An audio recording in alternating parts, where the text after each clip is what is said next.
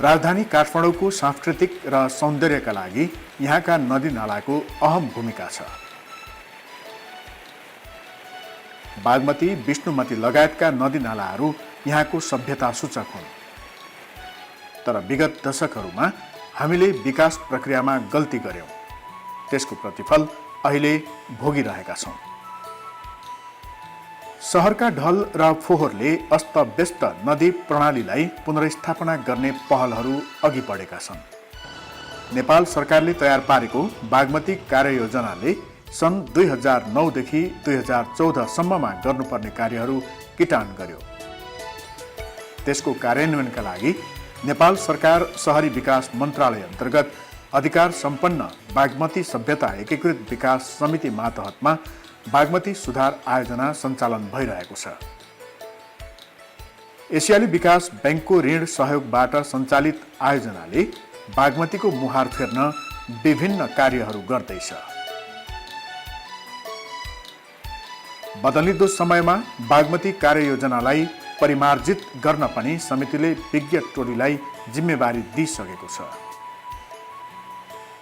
बागमतीको उद्गम क्षेत्रबाट चोभारसम्म समितिले धेरै संरचनाहरूको विकास गरिरहेको छ। नजिकै मोती झैं टल्किएका हिमश्रृङ्खला, वरिपरि हरियाली, बीचमा गहिरो नीलो दह अनि दहलाई व्यवस्थित गर्न बनाइएका संरचना। आउँदो वर्षातबाट शिवपुरी नागार्जुन राष्ट्रिय निकुञ्जको उत्तर पूर्वी क्षेत्रमा यस्तो दृश्य देख्न सकिनेछ।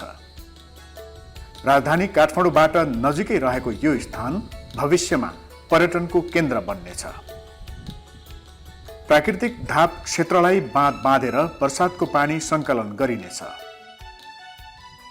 258 रोपनीमा फैलने धापमा करिब 8 लाख घनमिटर वर्षातको पानी सङ्कलन गर्न 24 मिटर अग्लो बाँध निर्माण कार्य अन्तिम चरणमा छ।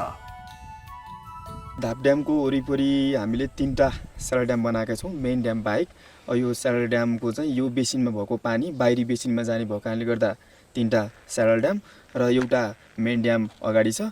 अनि अब त्योसँगै हामीले यो चिसापानी धाप ड्याम आउनसम्म रोड पनि एक्सिस रोड भन्छ, यो पनि 21 किलोमिटर यही प्रोजेक्टबाट बनेको छ। र अनि यो मेन ड्याम सँगै चाहिँ त्यसको स्पिलवे लगायत आउटलेटका संरचनाहरू बनेका छन्। जलाशय बनाएर पर्यटकीय स्थलको रूपमा विकास गर्न मात्र यस्तो संरचना बनाइएको होइन। यसको मुख्य उद्देश्य बागमतीमा सफा पानी बगाउने हो। धाप बाँधमा यो ग्रीष्म ऋतुमा वर्षातको पानी सङ्कलन गरिनेछ। यो पानीलाई सुक्खायाममा 40 लिटर प्रति सेकेन्डका दरले बागमतीमा बगाउन पुग्छ। पानी नभएर उजाड भएकी बागमतीको बैंस धाप बाँधले मात्रै फर्काउन नसक्ने भएपछि समितिले शिवपुरी नागार्जुन क्षेत्रमा नागमती बाँध निर्माणको प्रारम्भिक कार्यहरू पनि अघि बढाएको छ। 95 मिटर उचाइको प्रस्तावित नागमती बाँधले हिउँदमा पनि बागमतीमा कल कल पानी बगाउन सकिन्छ। धापबाट तल्लो भेग जुन शिवपुरी नागार्जुन राष्ट्रिय निकुञ्जमा पर्छ, त्यहाँका बस्तीहरूमा पनि आयोजनाले जलाधार व्यवस्थापन कार्यक्रम अघि बढायो। भू संरक्षण, फोहोर व्यवस्थापन, जीविकाका वैकल्पिक माध्यमहरूको पहिचान र प्रवर्धन, खाली जमिनमा वृक्षारोपण, अर्ग्यानिक खेती जस्ता विभिन्न कार्यहरू मार्फत नदी जलाधारको संरक्षण पहलहरू भइरहेका छन्। त्योभन्दा तल उत्तर गया क्षेत्रमा पनि संरचनाहरू निर्माण हुँदैछन्। मान्छेहरू आउँछ, यत्रो ठाउँ राम्रो बनाइदिनु भएको छ, खोला हेरे एकदम फोहोर। अनि त्यसले गर्दाखेरिमा अब यो खोलालाई पनि कसरी सफा गर्न सकिन्छ भन्नेमा चाहिँ अलिकति चासो चाहिँ अब गर्दैछु। आयोजनाले नेपालमै पहिलो पटक शहरी क्षेत्रको नदी प्रणालीको व्यवस्थापनमा नमुना बन्ने प्रयास गरेको छ। नदीको किनारालाई फोहोर फाल्ने ठाउँको उपमा दिँदै आएकोमा त्यसलाई सुन्दर पार्क र बाटिकाहरूले सुशोभित पार्ने अठोटका साथ कार्य भइरहेको छ।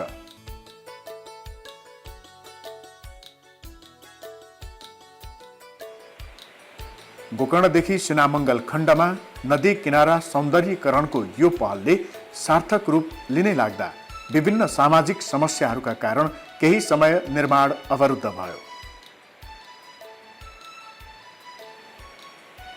समितिले विभिन्न प्रयास मार्फत आम सहमति कायम गरी अवरुद्ध सौन्दर्यीकरण कार्यहरू पुनः सञ्चालन गरिरहेको छ, जुन केही महिनाभित्र सम्पन्न हुने आशा छ। 3 करोड 60 लाख अमेरिकी डलर लागत भएको आयोजनामा थप कार्यहरू पनि गर्ने क्रममा थप आर्थिक लगानीको व्यवस्था भयो, जस अन्तर्गत 7 करोड 88 लाख अमेरिकी डलर खर्च हुँदैछ। आयोजना अन्तर्गत गोकर्णदेखि गोएश्वरीसम्म 6.1 किलोमिटर र तिलगङ्गादेखि सिनामङ्गलसम्म 900 मिटर गरी जम्मा 7 किलोमिटरमा पर्खाल लगाउने, नदीको सुन्दरता थप अभिवृद्धि गर्ने, साइकल ट्र्याक निर्माण गर्ने योजना अनुसार काम भइरहेको छ। यी काम जलाधार व्यवस्थापन, वर्षातको पानी सङ्कलन र पुनर्भरण, फोहोर मैला व्यवस्थापन तथा सामाजिक परिचालन जस्ता विभिन्न प्याकेज मार्फत भएको थियो।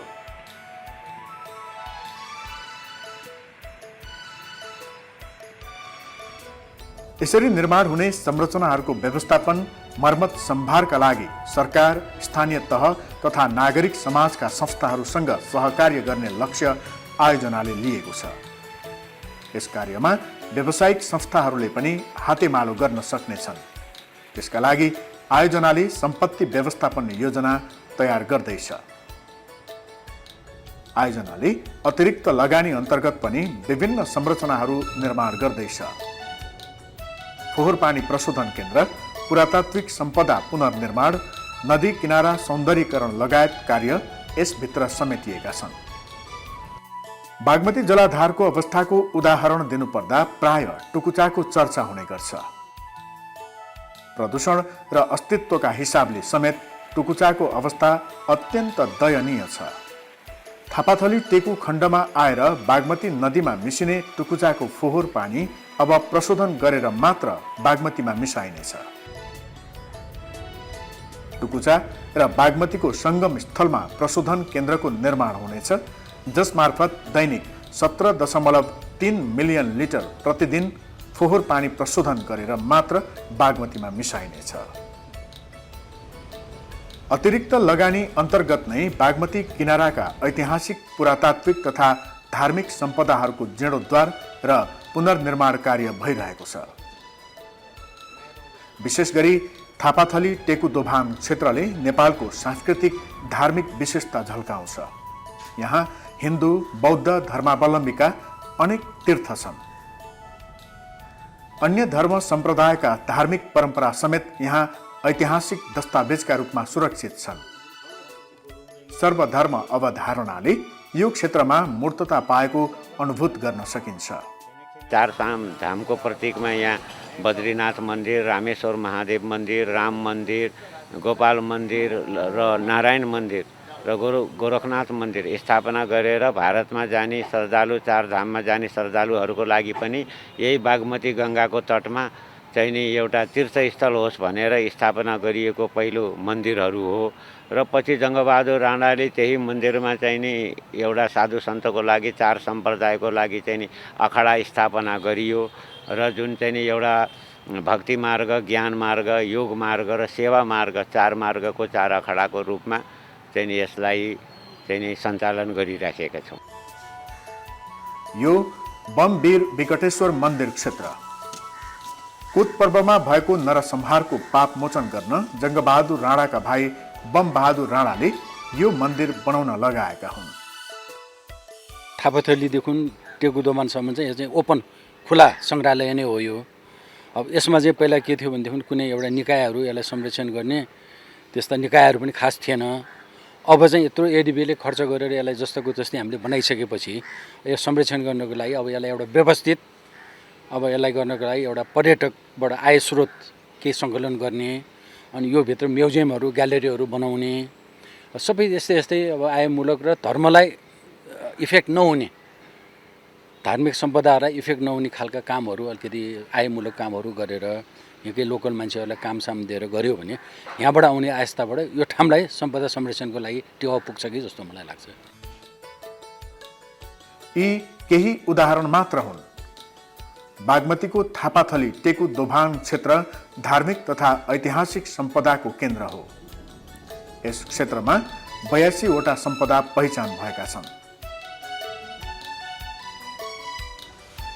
त्यसमध्ये 28 वटा ऐतिहासिक सम्पदा स्मारकहरूको जीर्णोद्धारको काम भइरहेको छ। अस्तव्यस्त अवस्थामा रहेका थप 60 भन्दा बढी सम्पदा पुनर्निर्माणका लागि प्रारम्भिक तयारी जारी छ। बागमतीलाई सफाइ गर्ने बागमतीको ट्र्याक्सहरू जुन रिभर ब्याङ्क छ, सर्टेन गुठीको चाहिँ मातहतमा भएको रिभर ब्याङ्कलाई सफा सुग्घर र आकर्षक बनाउने यसको मुख्य उद्देश्य हो। अब यो हिस्टोरिकल मोनुमेन्ट्स पनि ट्र्याकभित्रै पर्ने भएको हुनाले यो असाध्यै गए गुजरको अवस्थामा थियो, यसलाई बनायो, राम्रो पार्यो। यो रिभर ब्याङ्कको चाहिँ स्वरूप नै यसले चाहिँ धेरै गरेछ। सम्पदाहरूको जीर्णोद्धार र पुनर्निर्माण गरिँदा पुरातात्विक मापदण्डलाई ध्यान दिइएको छ।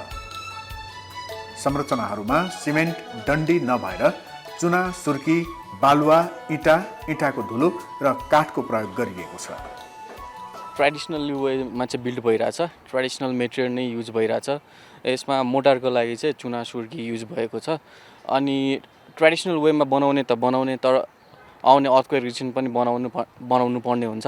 त्यसमा हुँदाखेरि चाहिँ हामीले चाहिँ अब आरसिसी स्टिलहरू यो र रिबारहरू केही युज गरेको छैन। त्यसको ठाउँमा चाहिँ हामीले सबै काठहरूको प्रयोग गरेको छ। लिन्टल ब्यान्डहरूदेखि लिएर बिमहरूदेखि लिएर दलिनहरू सबै काठको युज गरेको छ। र स्ट्राटेजिक पोइन्टमा चाहिँ कहाँ हामीले त्यो काठको ब्यान्डहरू राख्नुपर्छ, अर्थक्वेक रेजिस्टेन्ट बनाउनुको लागि चाहिँ त्यो हामीले ब्यान्डहरू राखेर बिल्डअप गरिरहेको पनि छौँ। पुरातात्विक नर्म्स अनुसार नै यो हाम्रो जति पनि पुराना झ्याल ढोका यहाँ लगाइएका यो काठका पोस्टहरू, थामीहरू जुन अवस्थामा पहिले थिए त्यही अवस्थामा जस्तो यसमा कार्भिङ बुट्टाहरू कोरिएका थिए त्यही अवस्थामा अहिले पनि, र यसको जुन जगदेखि यसको वाल पर्खालहरू भए जस्तो साइजमा थिए त्यही साइजमा चाहिँ अहिले बनाइएको छ। संरचनाको पुनर्निर्माण गर्दा पुरातत्व विभाग र गुठी संस्थानसँग समन्वय गरिएको छ। निर्माण कार्य सम्पन्न भएपछि यी संरचनाहरू गुठी संस्थानबाट नै व्यवस्थापन हुनेछ। इतिहास झल्काउने यी संरचनाहरूको सञ्चालनमा गुठी संस्थानले विशेष ध्यान दिनुपर्छ। निर्माण सम्पन्न भएका सम्पदाहरू क्रमैसँग हस्तान्तरण हुँदैछन्। यस क्रममा सम्पन्न भएका 11 वटा सम्पदाहरूको उद्घाटन र हस्तान्तरण शहरी विकास मन्त्री रामकुमारी झाँक्रीले गर्नुभयो।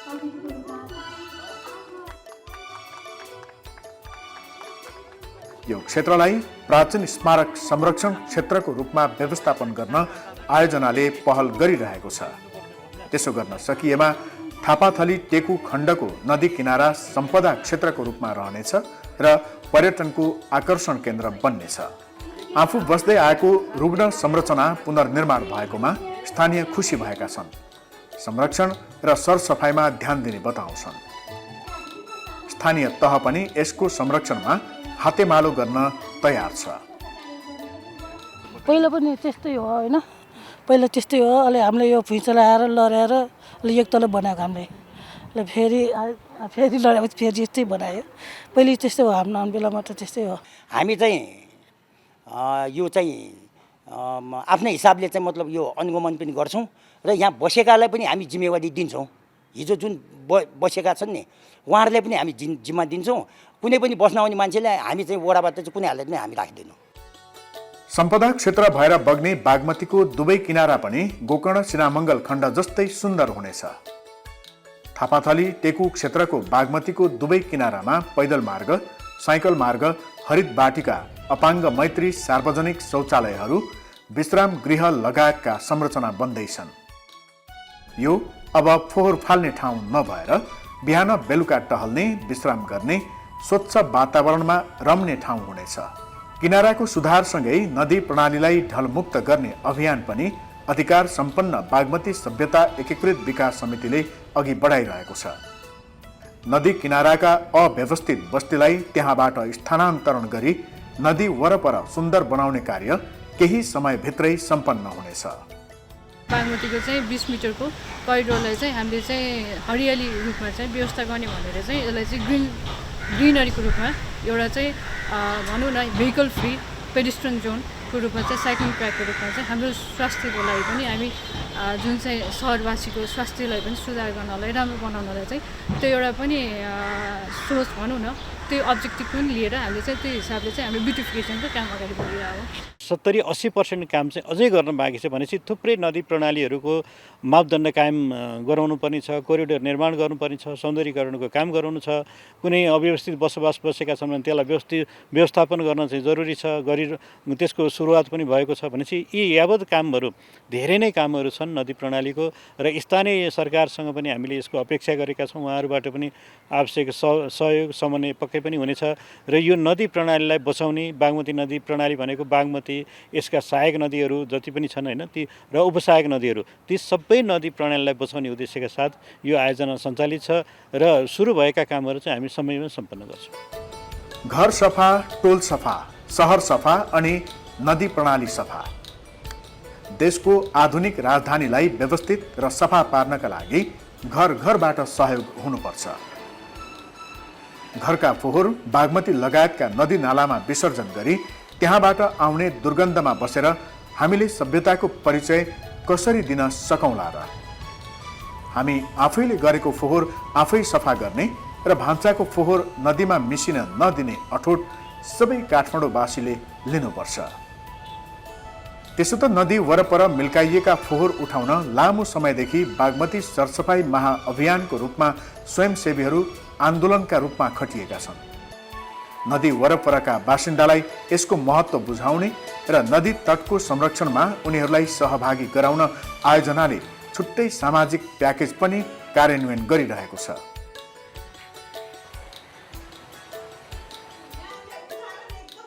सामुदायिक नेतृत्व विकास मार्फत बागमतीको पर्यावरण सुधार कार्यक्रम यही प्याकेज हो जसले वरपरका समुदायलाई बागमतीको विकास प्रवाह र संरक्षणमा जोड्ने कार्य गर्दैछ। सिनामङ्गलदेखि नक्कु खण्डमा पर्ने काठमाडौँ, ललितपुर र कीर्तिपुर नगरका 19 वडाहरू बागमतीसँग जोडिन्छन्। त्यहाँ सामाजिक परिचालन प्याकेज मार्फत घरको फोहोर घरमै व्यवस्थापन गरी नदीसम्म पुग्न नदिने प्रयास जारी छ। कार्यक्रम अन्तर्गत नदी सभ्यताको प्रवर्धनमा सहभागिता बढाउने, एकीकृत फोहोर व्यवस्थापन विधि मार्फत स्रोतमै फोहोर कम गर्ने, पुनः प्रयोग गर्ने, पुनः प्रशोधन गर्ने पद्धतिबारे स्थानीयवासीलाई जानकारी गराई उनीहरूलाई कुहिने फोहोरबाट घरमै कम्पोस्ट मल उत्पादन गरी कौशी करेसाबारी खेती गर्नेतर्फ प्रोत्साहित गरिँदैछ। यसका लागि आयोजनाले सहुलियत दरमा कम्पोस्ट बिन उपलब्ध गराउँदै आएको छ। हालसम्म बागमतीका विभिन्न भेगमा करिब 6000 परिवारले यस्ता बिन छुट दिइएको मूल्यमा खरिद गरी घरको कुहिने फोहोर घरमै व्यवस्थापन गरिरहेका छन्।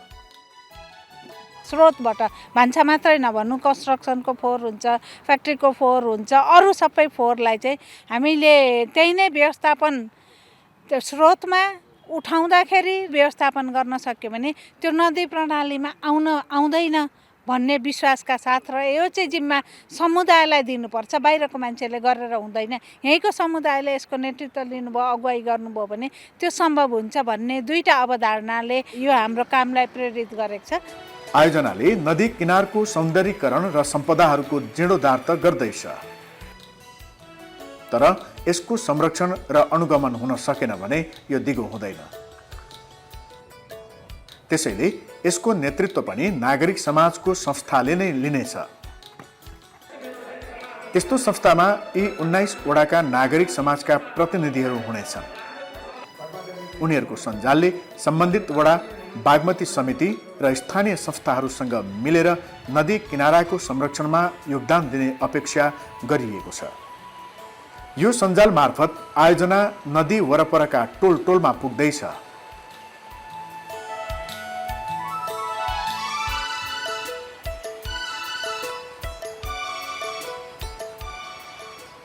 हरेक विद्यालयमा सचेतना कार्यक्रमहरू गरिँदैछ।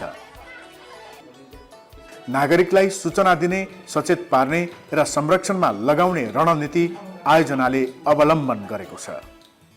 यहाँको समुदायलाई पहुँच पुगोस्, यहाँको समुदायलाई फाइदा लिनुहोस्, तर यहाँको समुदायलाई नै आफ्नो भनेर यसलाई व्यवस्थापन पनि गर्नुहोस् भन्ने हिसाबले एसेट म्यानेजमेन्ट प्लान र हेरिटेज म्यानेजमेन्ट प्लान पनि यसको बन्दैछ र यसमा चाहिँ समुदायले नै अगुवाई लिएर वडा समुदाय यहाँका सङ्घ संस्थाहरू जस्तो गुठीहरू भयो उहाँहरूलाई नै अगुवाई लिएर यसलाई चाहिँ अब एकपल्ट बनेकै यस्तै स्तरमा राख्नलाई गर्ने सहयोगमा पनि हामी लागिरहेका छौँ। रिसोर्सको व्यवस्थापन भयो भने 20 वर्षको एउटा एक्सन प्लान बनाउँदछौँ, हामी गुरु योजना बनाउँदछौँ र त्यसमा काठमाडौँका सबै नदीनाला, नदी, उपसहायक नदी र चाहिँ सहायक नदीहरू सबैमा चाहिँ एउटा चाहिँ अघि मैले भनेका चाहिँ कोरिडोर निर्माण गर्ने, बाटो बनाउने, ब्युटिफिकेसन गर्ने र ढल चाहिँ सबै ठाउँमा बनाएर कमसेकम ढलमुक्त गरेर चाहिँ कमसेकम बागमतीमा चाहिँ सफा पानी बगाउने हाम्रो अभियान छ र त्यो चाहिँ एक्सन प्लान आइसकेपछि हामी चाहिँ नि नेपाल सरकारबाट त्यसलाई स्वीकृति गराएर रिसोर्सको व्यवस्था गरेर अनि त्यसपछि हामी एक्सनमा गएर त्यसको चाहिँ निराकरण गर्छौँ, यो ढलको चाहिँ निराकरण गर्छौँ र सफा पानी बगाउँछौँ भन्ने हाम्रो योजना छ। यी सबै कामको मुख्य उद्देश्य भनेको बागमतीलाई स्वच्छ, सफा र हराभरा बनाउने नै हो। आयोजनाले त काम सम्पन्न गर्ने मात्र हो, यसको संरक्षण त तब मात्र सम्भव हुन्छ जब समुदाय र सम्बन्धित निकायबीच हातेमालो हुन्छ। नदी फोहोर या सफा हुँदा त्यसको प्रत्यक्ष प्रभाव समुदायलाई नै पर्ने हो। तसर्थ सफा नदी सौन्दर्यीकरण गरिएको किनार र नदी किनारमा रहेका सम्पदा संरक्षणमा बढी ध्यान समुदायले नै दिनुपर्छ। अनि सँगै वडा, नगरपालिका र अधिकार सम्पन्न बागमती सभ्यता एकीकृत विकास समिति जस्ता जिम्मेवार निकायसँग समन्वय गर्नुपर्छ।